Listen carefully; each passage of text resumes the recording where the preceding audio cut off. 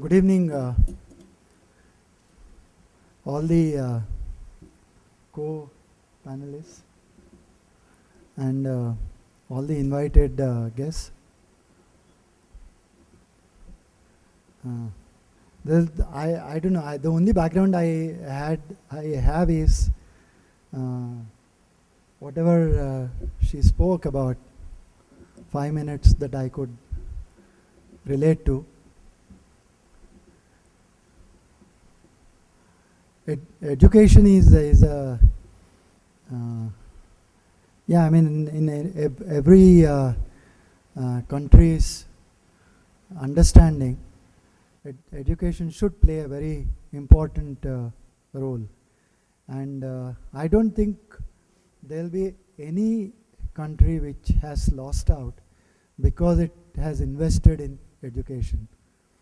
And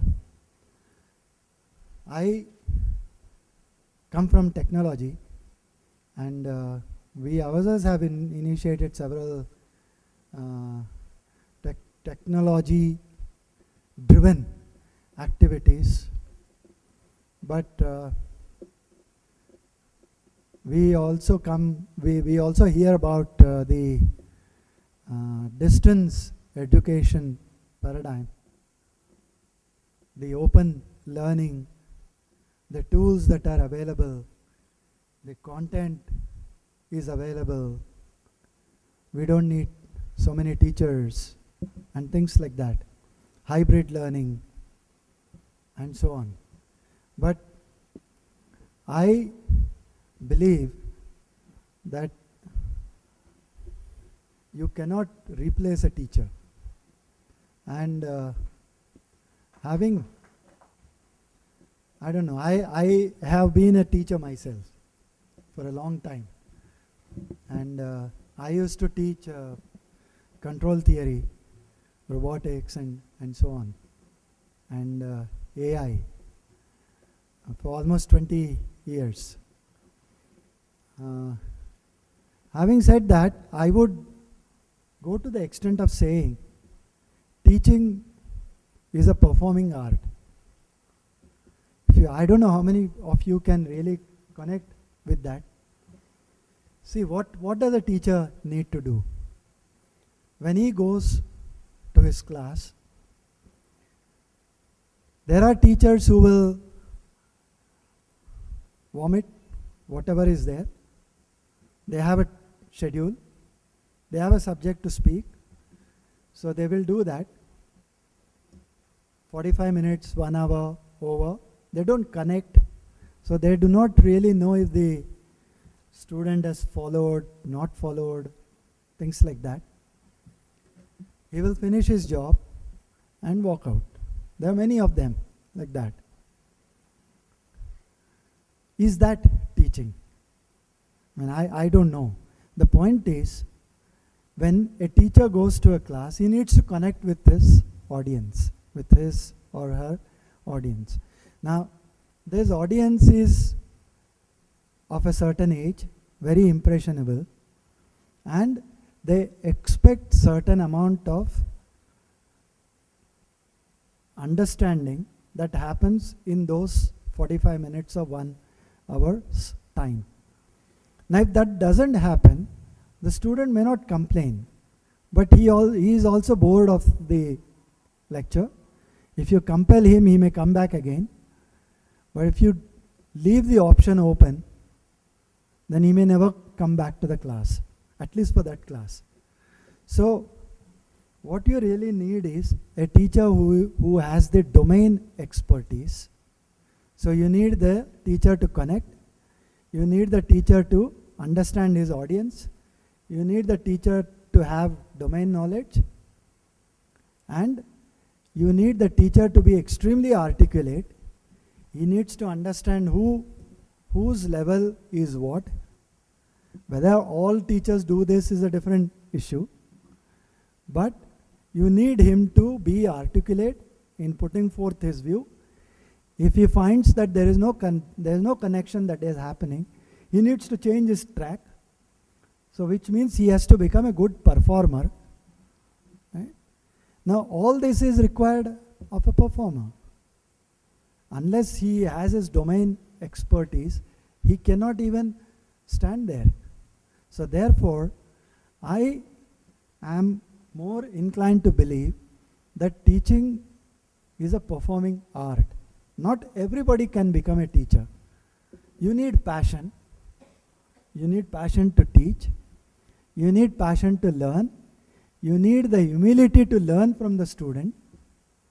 There are several times they can ask you questions, and it's not that every time you will be in a position to answer, but you should have that little bit of spark in you to go back, be challenged, come back and challenge the guy again in the class. Now that allows you to learn, not just one way, but it creates a two-way traffic. So that is the way you connect with the student. Now I know I don't know how many are technical background here. In material behavior, in strength of materials, or even in basic physics at 12th standard, you learn something about a neutral layer. If there is a member subjected to some loading, it bends, and somewhere the fibers are in tension, somewhere the fibers are in compression, and there is a layer which is neither tension nor compression, which is called a neutral layer, which has a lot of potential later. Now, in order to develop the subject, it has several dimensions after that. In order to understand the entire material behavior, and material behavior for an engineer is extremely important. Now, there are teachers who I know can teach this neutral layer principle for the entire semester and make it equally interesting lecture after lecture. And there are teachers who will spend 5 minutes on that without making any impression. So therefore, it speaks very strongly about the kind of understanding you have of the subject, how you can extrapolate your subject through examples. That is how you connect with the teacher, and so on. Now, why I went to this extent in trying to get across to you is, it's very rarely, I mean, I have seen several videos, several distance learning material available which people talk about, and believe me, not many of them really do all of this. Like for example, if you are watching TV, you will immediately shift the channel if you are bored. So can you analyze for yourself which was that channel which held your attention for half an hour's time at a stretch without doing anything? Think about it. So if you are trying to provide education through that mode and expect in an asynchronous mode a student to stick to that place and look at a learning experience and be interested and then go and do this. So I think there are a lot of disconnects here. As much as promoting distance learning, we should also look at the flip side. We should use the technical interventions that are possible. They all can be used as value-added material, but not something that will replace the main teacher himself. So that's the part we are trying to do in AICTE. I have had a lot of flack on that because AICTE's stated policy today is not approve any technical program under distance learning mode. And we have stuck to it. Let's see how things develop. But over a period of time, I believe they will come into existence. But when that happens, we should have the wherewithal to see that methodology is also properly delivered. But as on date, I don't think we have good content available, and even for simple subjects like teaching physics at 8th standard or 9th standard, we have long back lost the habit of reading. I know there are when we had textbooks. If you know, in physics we had Resnick and Halliday, if you remember, and even today that book is even today referred to, and even today people, before they go for attempting IIT exams, they refer that book and they solve as many problems as possible. What is the big deal in that? You have to understand, you have to read the subject, understand the content, and arrive at answers on your own, interpret them, and get at the solution. Now, all that is gone. Today, there are several children who come to me during those exam times, and then they say, "Iska answer bata do, uska answer bata do," वगैरह. If you ask them where is the textbook, they will give you some series, some, I don't know. They have never seen a book. They have never seen a textbook. They only know that series, some Navneet series or something. And in that, the question is mugged, the answer is mugged, everything is mugged. So if the question comes in a different form, he is gone. Therefore, we have a very serious concern in the regulatory process of that we employ. For example, in the first year results, the national average is just about 20%. The national average for first year results is about 20%, which means if I have 1 million students entering the system, we have 1.5 million. Even if I assume 1 million entering the system, I have 20% of them passing every first year of engineering. Now, there are obviously 90%, 95% toppers. Everybody is there in that 1 million. And there is also that 50% guy. Now, if somebody gets 90% in 12th, why is he failing at first year engineering level? The real difficulty is, once you come down to application areas, your conceptual understanding is important. Your mugging value doesn't have any value. Your mugging doesn't have any value. So therefore, several people cannot make that transition. So they fail. But those of them who have the potential, they understand the game and they change track. So from second year, third year, fourth year, you have rising percentages. But those who can't, they drop out. So that is how we end up with systems. And today we talk about quality. We are talking about quality. In technical education, quality is an extremely important factor because my students are directly entering the industry. So the industry judges me right from day one. And finally they pass several bodies we have, CII, FICCI, ASSOCHAM, we have NASSCOM, so many other people. And add to this Ernst & Young, your McKinsey, all these people keep creating reports.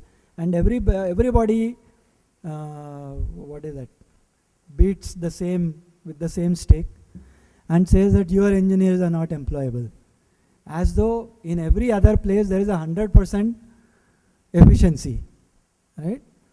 I would say there are so many channels operating. Every day there is a new channel starting. And some reality show with some, Nach Gana. Most of the reality shows are Nach Ganas. So therefore, you start all that, but how many of them are surviving? Why everybody doesn't have the same TRP? So if TRP is required, they resort to, Porn in cliched terms,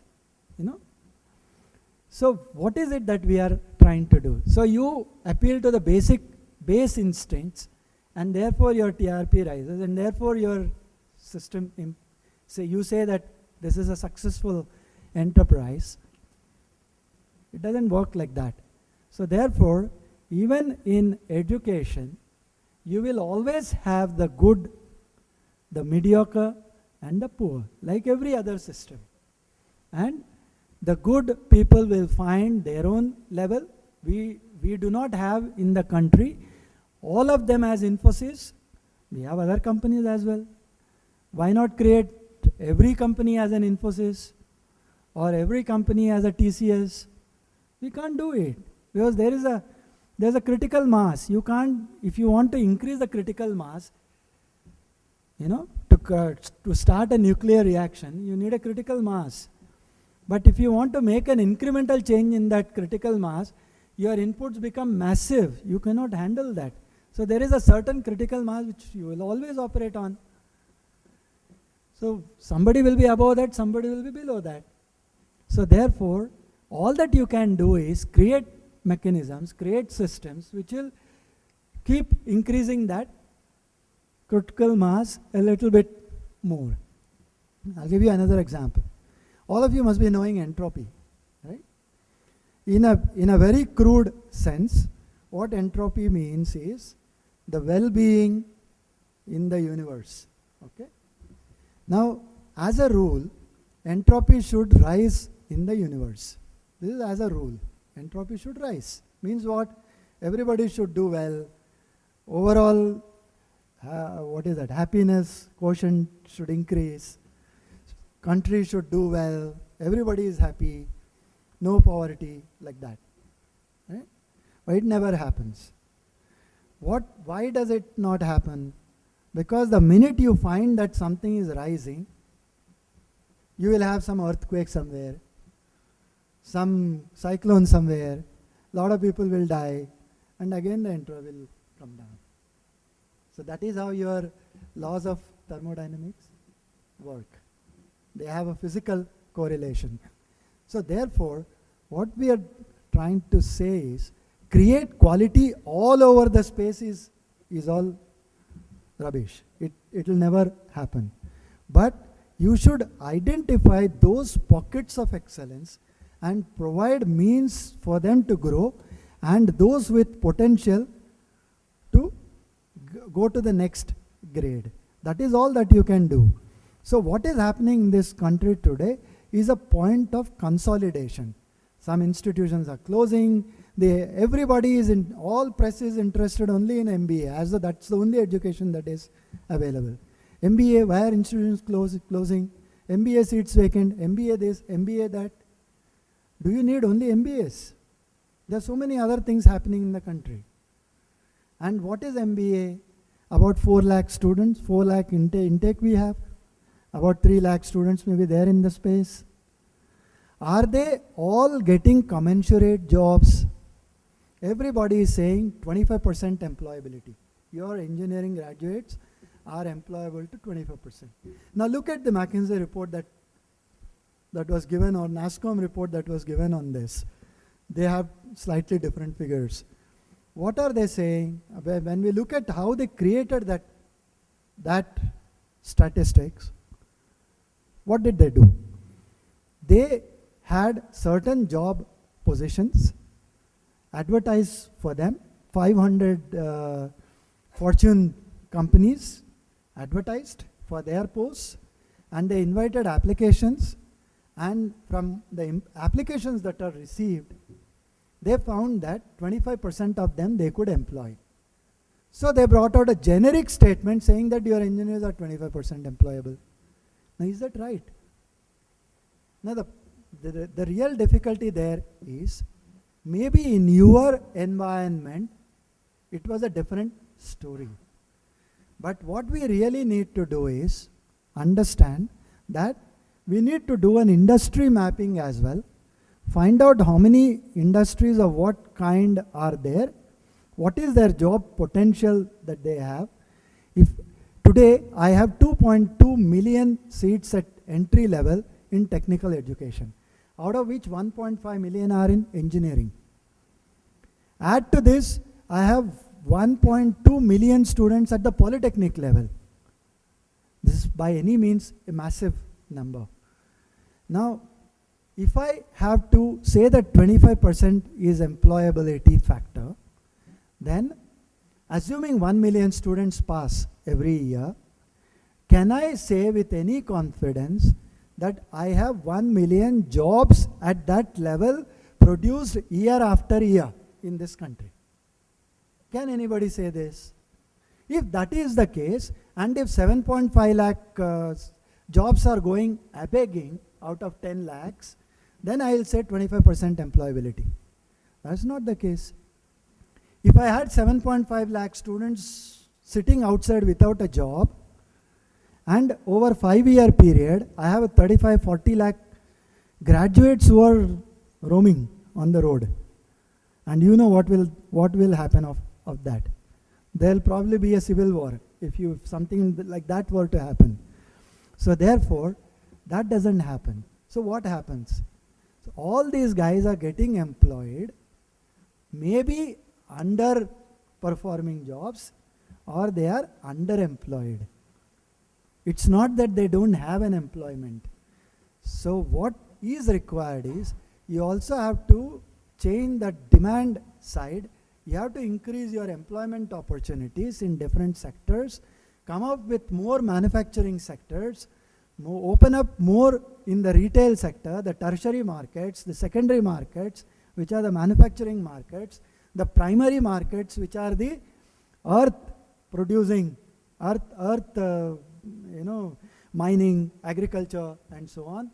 Because you have certain job potential available, about 10% in the primary market, about 20-25% in the secondary markets, and major share is in the tertiary markets, the service sectors.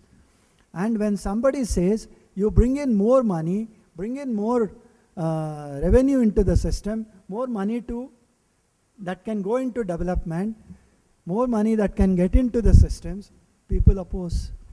We have a great sense of opposition. Oppose FDI, oppose this, oppose that. I'm not propagating FDI through this means. What I'm trying to say is, we need more money circulation in the system. If you look at the, population figures. What is that? 1.5% is the rate of growth, right? What is your GDP? About 5.5%, still going down. So if you take the difference of this, about 4% is your per capita income, right? What is happening to your inflation? About the 8%. So what is happening? Your real value is going down. You don't have money to spend. There's no money in circulation. So, and because of inflation, your prices are going up. So where is that match? Now if you allow that GDP to further fall, probably you will end up like Greece. We will not end up like that, because there are other strengths which are strong in this country. But on an extrapolated value, you have systems where the country can collapse. If you had that. In Japan, you have a negative growth now. It's very interesting how this whole economics business works. In India, you have a society that believes on saving, right? We all save. We earn, save, earn, save. For whom? Nobody knows. Maybe someone who comes later, whom you may have never seen, your daughter may bring somebody, he will enjoy. Now whatever that is, the point is, you have a saving mentality, save a lot of money, and invest that money. Invest in bonds, invest in LIC, invest here, invest there, and at the country level, invest in US, invest here, there, everywhere, right?